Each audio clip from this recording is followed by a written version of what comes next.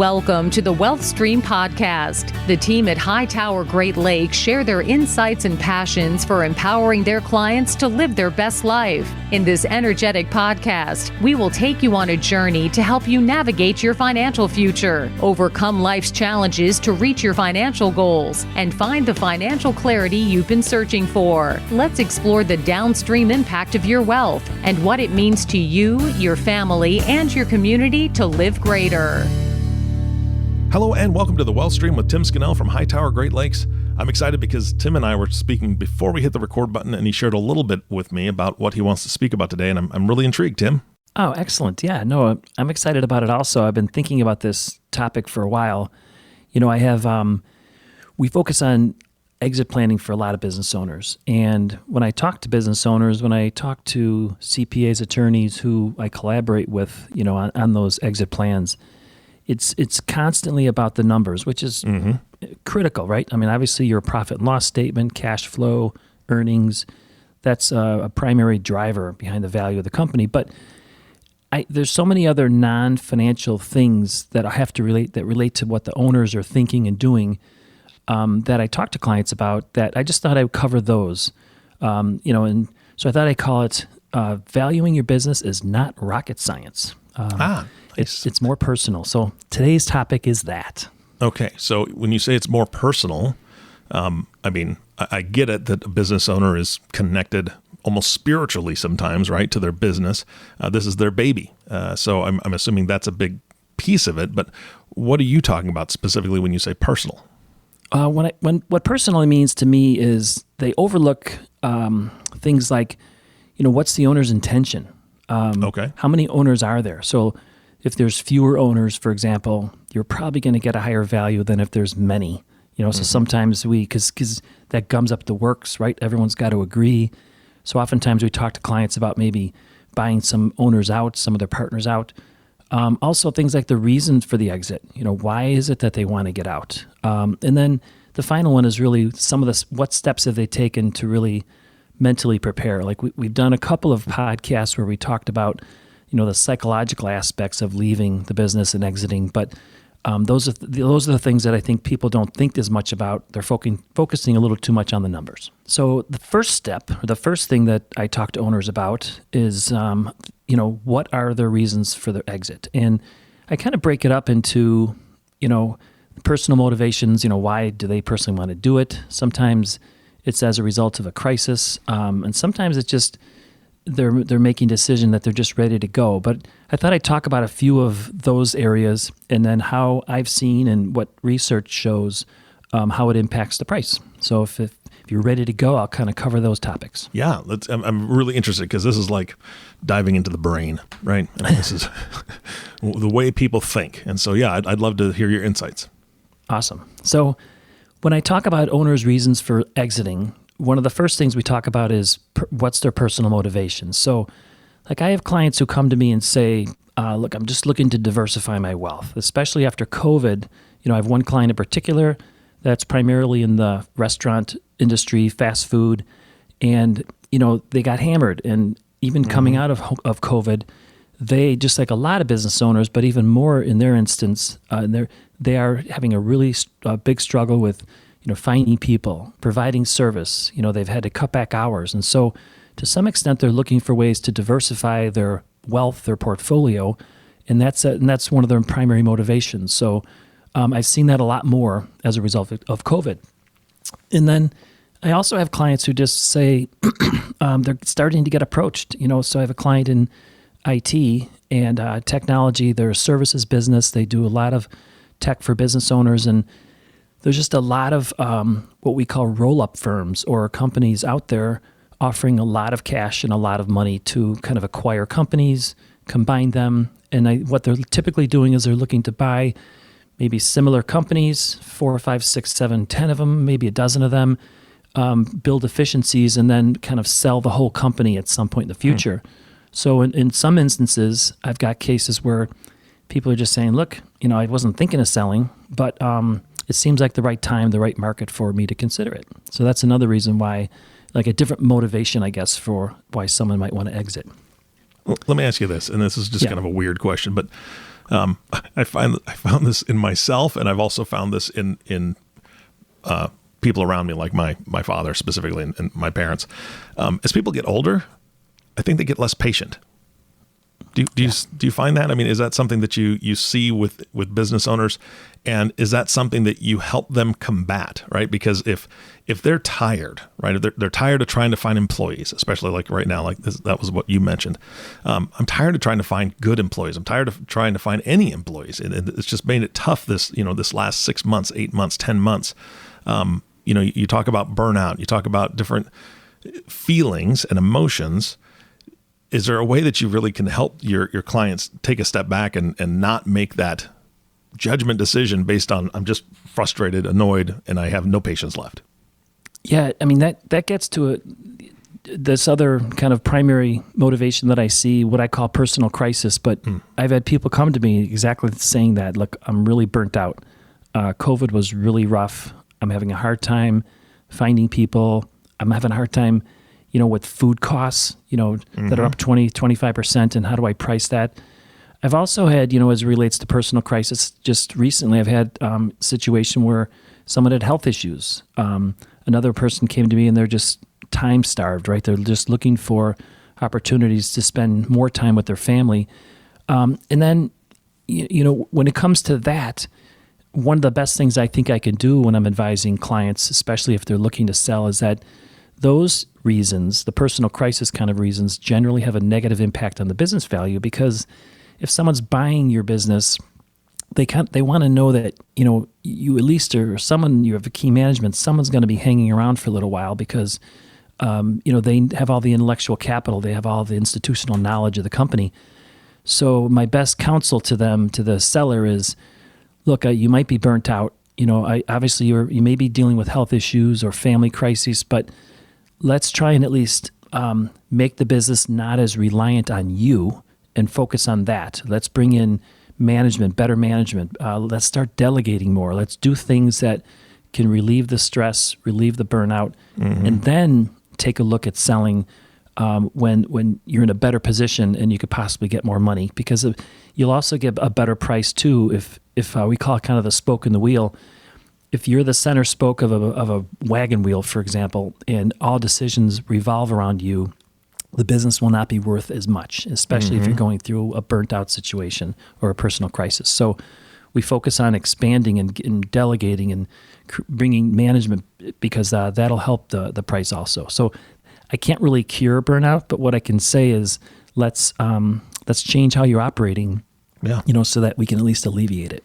Yeah, that makes perfect sense. The other reason why I see, getting back to personal motivators, is, I've had a client recently come to me and say, they've learned a lot. They love entrepreneurship and they want to basically start speaking. They want to write a book. I've had other clients who are very passionate about philanthropical goals, and they've said, look, I'm at a point in my life where I've accumulated what I need to support my family, and I've got these passions. And in fact, Eric, we were talking a little bit about this, but I'm going to create what I call a post-exit passion series, where I'm going to interview, I have four entrepreneurs who have sold, who we've helped guide, we've been the guide to help them sell, exit, who are now really doing incredible things that they were passionate about. They're 1, 2, That's awesome. 3 years away from the sale. So I'd like to bring them on to talk about that. Well, that'd be great. I'm looking forward to that. And generally, motivations, when the owner's motivated to diversify the wealth, to cash out because the market's high, they're looking to, focus on another business maybe, or their philanthropical goals, that usually has a positive impact on the business and on the business value, because they have more energy, they are more focused, and they typically do the things that are required to get that higher valuation, as compared to what I talked about earlier, which is if you're in crisis mode, oftentimes there's burnout, they're not focused, there's a lot of things going on that, is making it so that they're not focused on the price, and that generally has a negative business value. So we always try to help clients with that. Got it. All right.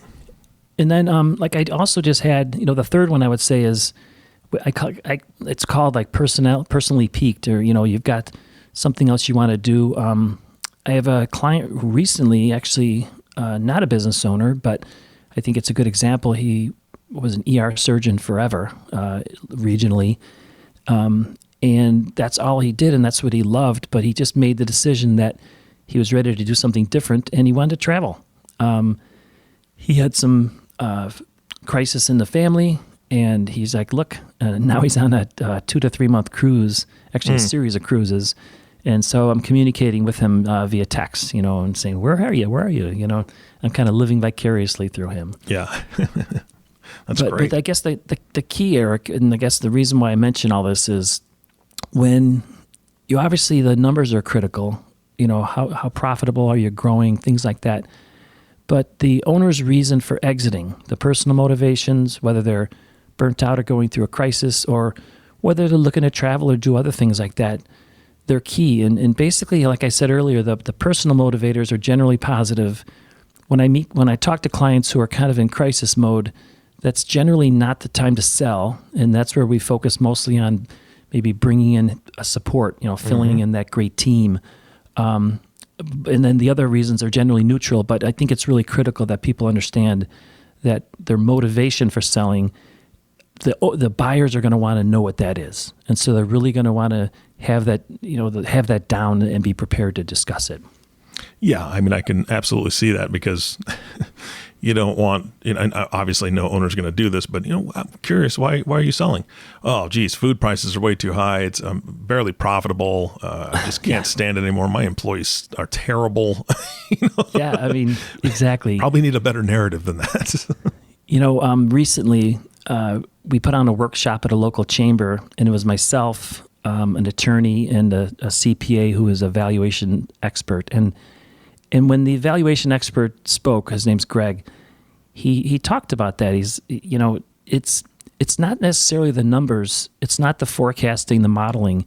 It's the narrative. The narrative and how you present it is really important because they want to know they're not buying your history, right?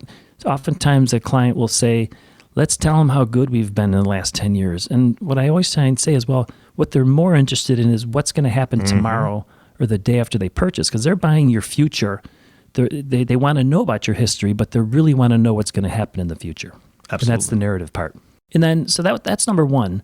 But the number two area that I want to cover is really, and this is what buyers will talk to me about, is how prepared is the seller to exit? What has he or she done to make sure that they're ready to go? So, for example, we've talked a lot of times, Eric, on a podcast about, the first step is really, what is the minimum you need to retire? When I work with a business owner, they've got a business that's been generating cash flow. That cash flow has supported their lifestyle. Maybe it's travel. Maybe it's charitable. That supported, maybe they've put their kids through school. It's often hard for them to translate that to, okay, well, if I leave tomorrow, if I sell the business tomorrow, how do I get that cash flow that I was getting? How do I maintain my current standard of living, and what do I need?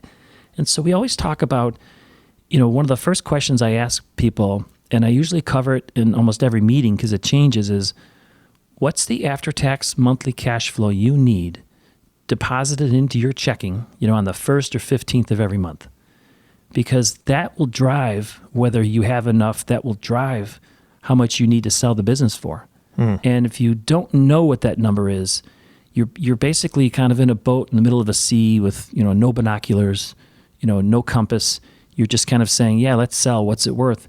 And no one would do that selling a house. Nobody would do that valuing a stock. And nobody should do that valuing a business.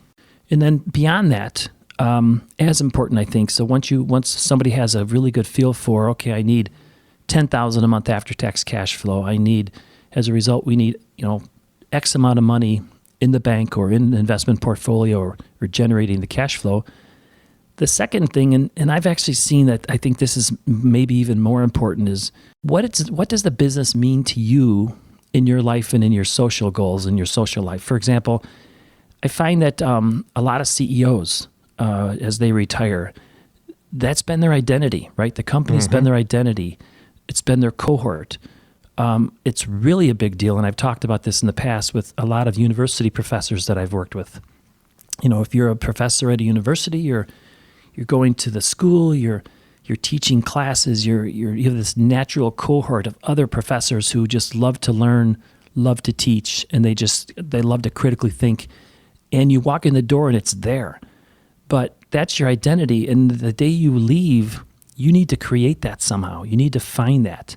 And that's really hard. And I find actually I've had a number of people who have retired, and I'm not a clinical psychologist, but I sense they're a little depressed. Just because it's been such a struggle, because it's their identity, and they didn't really think about it enough before they retired. Well, yeah, and I've got a buddy of mine that his dad and his mom went through that because his dad was a very high-level executive, a CEO of a company, very important, right? And a lot of decision-making, a lot of, he was in charge of a lot of people. And when he retired, he was at home, and he kind of carried that to his home. Well, his wife had been the CEO of the home forever, right? She raised the kids. She also worked, outside the house here and there. But that was something that they had to work out within the first, couple months, because he was still in that mode. And she's like, "Listen, I'm the CEO here. You are going to do what I say."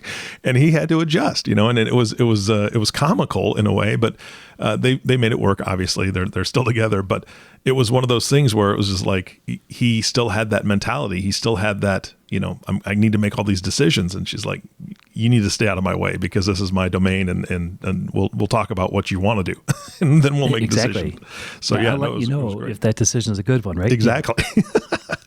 No, that's when I talk to spouses, partners, as they're thinking about retiring like that, that comes up 100% of the time. I mean, that's everybody thinks about that. It's a reality for everybody, and it's not easy, and you really have to think about it in advance, and that gets to how you're preparing to exit. Yeah.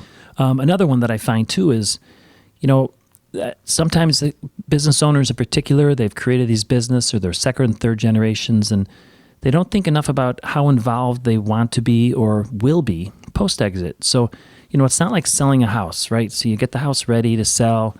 I remember when we sold the house that we raised our kids in, my wife Nancy was understandably upset because they wanted her to get rid of all the personal stuff in the house because, nowadays when somebody comes in to look at a house, they don't want to see your pictures. They don't want to see your life. They want to vision their own life, right? But it's not like a house sale where you just walk away once it's sold. Oftentimes they will want you to stay longer. And, if you stay on for a year or two, generally the value or the price you get is greater. But then, once you're hanging around, it's new management, right? And they're going to have their own ideas about how to run it. So you have to be prepared to let them tweak and change and, adjust how you're doing it and not take it personal. So I really think that people need to think, business owners in particular need to think about post-sale, how involved do they want to be? How involved are they going to be required to be? And are they prepared for that? Because that's a hard one. Yeah, and I liken it to having kids, right? If you're a business owner and this new team is coming in, you're going to have to allow them some room to fail as well, right? And it's not a respect issue. And I think that that's where a lot of business owners get hung up. I know that, as a father, I kind of got hung up on that sometimes where if my son's not taking my advice or my daughter's not taking my advice, that it's a disrespect issue. Well, it's not a disrespect issue. It's them making their own decision, even if it's a bad one, in my opinion, and even if they do crash and burn a bit, they have to learn from that. I mean, we certainly did, right? I mean, we learned from those mistakes. And bringing on a team, if they don't listen to you or they're not taking your advice or they're not saying, doing what you're saying, it's not a respect issue. It's their business now, right? And they have to learn through trial and error or whatever. And I think that that's a huge hurdle. It is. No, it definitely is. And that's consistent across almost every business sale that I've worked with, every business owner that I work with. It's very hard. It's super emotional that way. Yeah. Another big one, and this actually really has the greatest impact on the value of the sales price that people don't really think about, is the well-being of your employees. So every business owner that I ever work with, to a person, has incredible respect for and appreciation for their key people. They totally understand the fact that if it wasn't for the key people, some of the success would not occur. And if you prepare in advance and you think about things like, okay, how am I going to encourage this key employee to stay? Maybe there's an employment contract. How am I going to compensate the person to stay post-sale? Also, if you put a lot of time and energy in creating a next generation management team that'll be there for the long term, that's also a real positive. So what a lot of business owners don't think about is how to prepare their key people, how to compensate and lock them into contracts and reward them for staying. But generally, like surveys I've seen, studies I've seen show that can increase the sales price by anywhere from 15 to 20%. So that's a really big one that a lot of people don't think about until maybe it's too late. And I've even had situations where clients, they don't want to tell anyone that they're thinking of selling. And that's just a recipe for real bad problems, because people will just exit not always, but a lot of people will exit for the door because of the uncertainty, especially if you haven't really discussed it with people. So employee well-being is a key thing that people need to prepare for, think about before they exit. Yeah, absolutely. And then the last one is, I mentioned it earlier, ownership structure. The first example I saw of this was actually one of the first estates or business succession plans I worked on, and that was my father-in-law. He was an electrical contractor, and he had a minority shareholder. And it didn't occur to me at all at the time. I was probably 3-4 years out of college, but how even if you're just a 1, 2, 3, 5% owner, how much trouble you can cause if the majority owners are trying to sell. If you're operating the company, that's one thing. The 51% owner they can kind of control the operations. But when you go to sell, it can really gum up the works. It can really make it more complicated. And when buyers look at you, when buyers are thinking about buying your company, if they see multiple shareholders, especially multiple minority shareholders, small percentage owners, it's going to be looked as a negative, and it'll probably reduce the price. So if you can do the legwork up front to maybe get them on board, or buy them out, or at least somehow control their voting shares, all the reports I've seen, the examples I've seen is that'll bump up the price, 10-15% also. So employee well-being and ownership structure are two of the biggest ones that I think that people don't think about, but really that it matters. It's the difference between, an additional 10, 15, 20% in the value of when you sell. Yeah, that's a huge difference. Holy cow.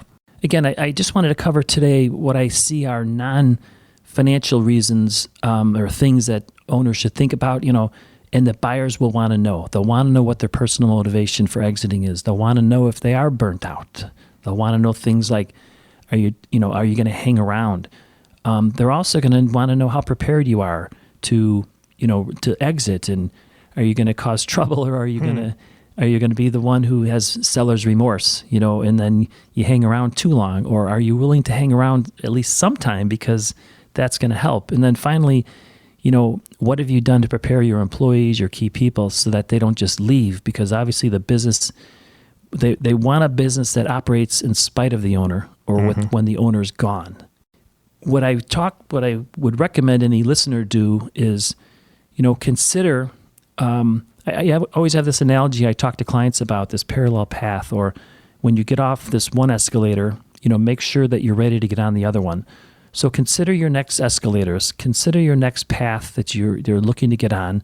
Understand the minimum you need when you do sell the business, so that you're making sure that you're going to get that and you're going to be comfortable.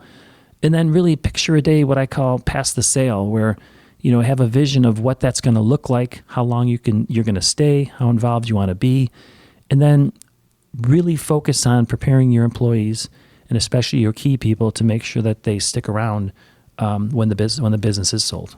I just thought I would kind of throw those ideas out for listeners who might be contemplating exiting their business. Yeah, and for those that are contemplating, exiting, obviously you've done other podcasts that will have them considering a lot of questions and maybe addressing some concerns. But I think this one, in my opinion, I think this was probably the best one you've done because of the fact that you really took into account those personal things, right? The personal crisis personal motivators, all these different pieces that most people just don't think about. Again, they're looking at the numbers. So if this really triggered some folks to maybe ask some internal questions, I know that you're more than willing to meet with people and help them walk through that and help them answer some of those questions or at least explore them. What's the best way to get a hold of you so people can talk to you? So if you're interested, call me at Hightower Great Lakes. The number is 219-531-4941, or send me an email at tscannell@hightoweradvisors.com. And what'll happen is we'll schedule a Zoom or phone or in-person discovery meeting where we gather information about your goals, where you want to be, and then we'll go from there. All right. Perfect. Tim, thank you so much for your time today. Oh, thank you. I appreciate it. Always, Eric. Yeah, the wisdom you share is, I enjoy it. I just enjoy the back and forth, and we have a good time. So again, thank you so much for educating me and the audience. And of course, thank you to the audience for listening and tuning into the WellStream Podcast with Tim Scannell. If you have not subscribed to the podcast yet, please click the subscribe now button below. This way, when Tim comes out with a new podcast, it'll show up directly on your listening device. This makes it much easier to share these podcasts with your friends and family. Again, thanks for listening today. For everyone at Hightower Great Lakes, this is Eric Johnson reminding you to live your best day every day. And we'll see you next time.